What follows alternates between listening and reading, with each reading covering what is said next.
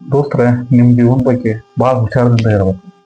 ಮತ್ತು ನಿಮ್ಮ ಪ್ರೊಫೆಷ್ನಲ್ ಜೀವನದ ಬಗ್ಗೆ ಗಂಭೀರ ಇರೋದು ಭಾಳ ಮುಖ್ಯ.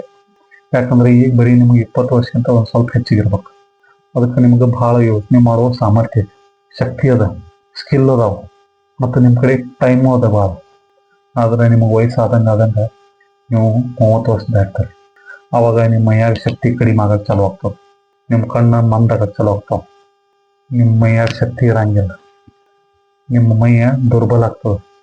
ಆವಾಗ ನಿಮ್ಮ ಜೀವನ ಭಾಳ ಗಂಭೀರ ಆಗಿ ನೋಡಕ್ಕೆ ಭಾಳ ಕಷ್ಟ ಆಗ್ತದೆ. ಯಾಕಂದ್ರೆ ಆವಾಗ ನಿಮ್ಮ ಜೀವ ನಿಮ್ಮ ಮೈಯಿಂದ ತೆಗ್ದಂಗೆ ಅನಿಸ್ತದೆ. ನಿಮಗೆ ವಯಸ್ಸು ಹಾಕ್ಕೊತ ಹೋಗ್ತದೆ. ಆವಾಗ ನಿಮ್ಮ ಮೈಯಾಗ ಶಕ್ತಿ ಇರಂಗಿಲ್ಲ, ನಿಮ್ಮ ಮನಸ್ಸು ದುರ್ಬಲ ಆಗ್ತದೆ, ನೀವು ಕೂದಲ ಬಿಳಿ ಆಗ್ತಾವೆ ಮತ್ತು ಮುಖ ಬಾಡಿದಂಗೆ ಆಗ್ತದೆ. ಆವಾಗ ನೀವು ಗಳಿಸಿದ ರೊಕ್ಕ ಮಾತ್ರ ನಿಮಗೆ ಉಪಯೋಗ ಆಗ್ತದೆ, ಮತ್ತು ಬೇರೆ ಏನೂ ಇಲ್ಲ. ಅದಕ್ಕೆ ಹೇಳೋದೆ, ವಯಸ್ಸಿದ್ದಾಗ ದುಡಿರಿ.